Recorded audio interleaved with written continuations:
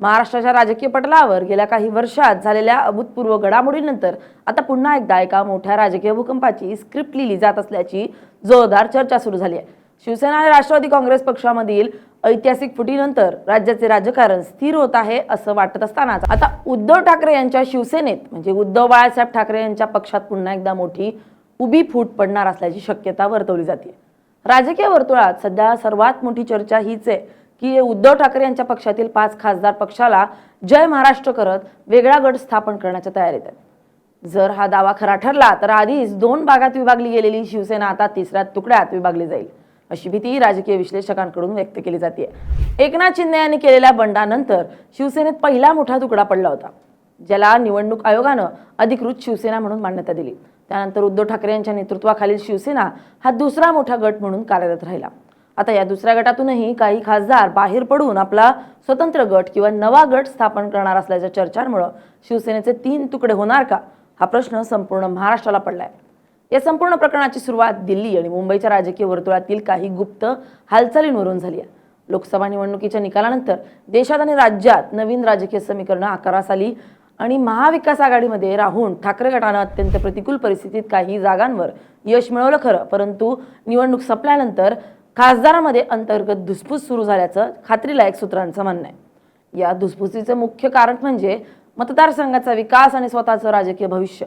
विरोधी पक्षात राहिल्यामुळे खासदारांना केंद्राकडून किंवा राज्यातील सत्ताधाऱ्यांकडून आपल्या मतदारसंघातील विकास कामांसाठी पुरेसा निधी मिळवणं कठीण जाते।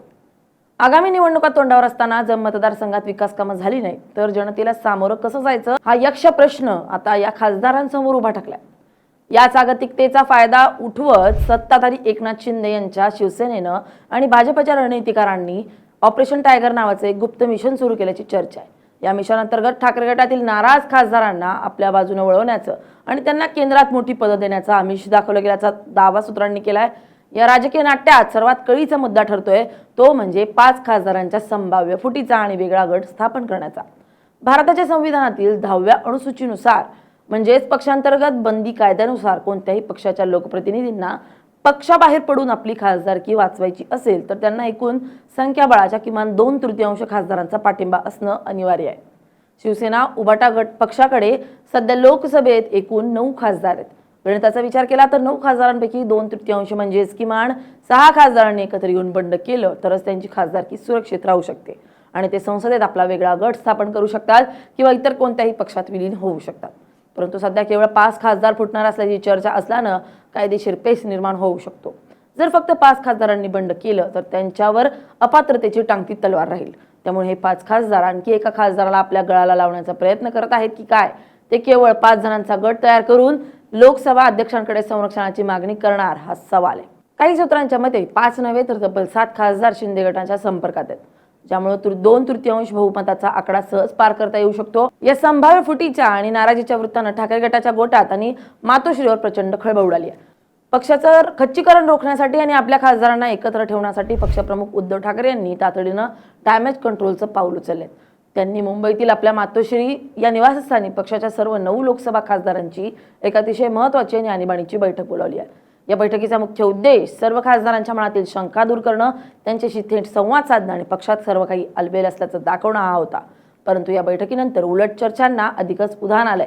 या बैठकीला 9 पैकी केवळ 4 खासदार प्रत्यक्ष उपस्थित राहिलेत, ज्यामध्ये अरविंद सावंत, अनिल देसाई, संजय दिना पाटील आणि राजाभाऊ वाजे यांचा समावेश होता। उर्वरित 5 खासदारांनी या बैठकीला प्रत्यक्ष येणं टाळलं आणि त्यांनी ऑनलाईन किंवा फोनच्या माध्यमातून हजेरी लावली। जरी या 5 खासदारांनी कौटुंबिक आजारपण, मुलांचं लग्न आणि स्थानिक निवडणुका अशी वैयक्तिक कारणं दिली असली तरी राजकीय वर्तुळात या गैरहजेरीला संशयाच्या नजरेनं पाहिलं जातंय।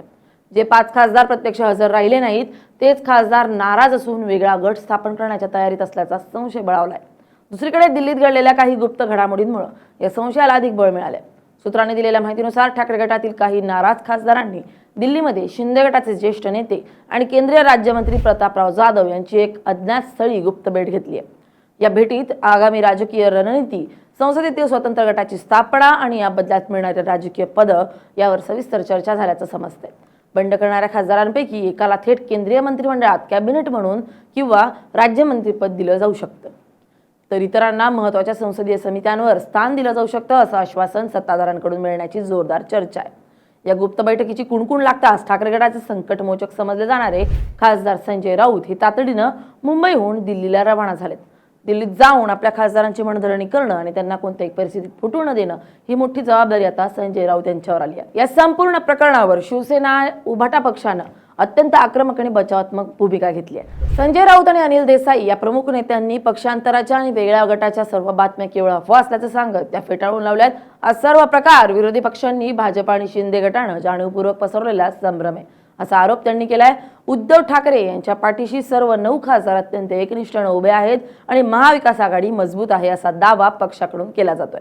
मात्र दुसरीकडे ठाकरे गटाचेच विधान परिषदेतील नेते अंबादास दानवे यांनी खासदारांमध्ये काही प्रमाणात नाराजी असल्याचं सूचक वक्तव्य केल्यानं अंतर्गत धुसफूस लपून राहिलेली नाहीये.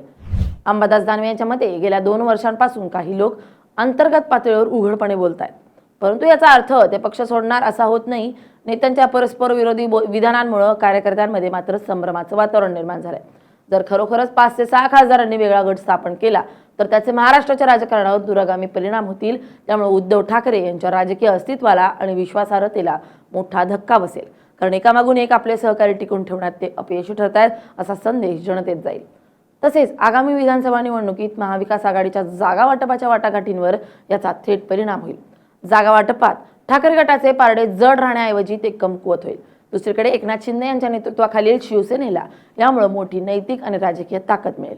आपणच खरी शिवसेना आहोत आणि उद्धव ठाकरेंचे नेतृत्व खासदारांना मान्य नाही हा आपला दावा सिद्ध करण्यासाठी शिंदे गटाला मोठं शस्त्र मिळेल. शिवसेनेच्या या संभाव्य तिसऱ्या तुकड्यामुळे राज्यातील मराठी मतांचं मोठ्या प्रमाणावर विभाजन होईल, ज्याचा थेट फायदा भारतीय जनता पक्षाला होऊ शकतो. शेवटी राजकारणात कोणतीही गोष्ट अशक्य नसते आणि सूत्रांनी दिलेली माहिती अनेकदा वास्तवात उतरताना महाराष्ट्रानं पाहिली आहे. एकनाथ शिंदे यांचं बंड किंवा दिवंगत अजित पवार यांनी राष्ट्रवादीत केलेलं बंड या दोन्ही घटना सुरुवातीला केवळ सूत्रांच्या अफवा म्हणूनच समोर आल्या होत्या, ज्या नंतर सत्य ठरल्या. त्यामुळे उद्धव ठाकरेंचे 5 खासदार फुटून वेगळा गट स्थापन करणार की उद्धव ठाकरे हे डॅमेज कंट्रोल करण्यात यशस्वी होऊन आपली उरलेली शिवसेना अखंड ठेवणार हे येत्या काही दिवसात पूर्णपणे स्पष्ट होईल. तुर्तास तरी शिवसेनेचे 3 तुकडे होण्याच्या या चर्चेनं महाराष्ट्राचं राजकीय तापमान वाढवलं असून संपूर्ण राज्याचं लक्ष आता दिल्लीतील संसदेच्या घडामोडींकडे आणि मुंबईतील मातोश्रीच्या हालचालींकडे लागले. Bureau report LS Marathi.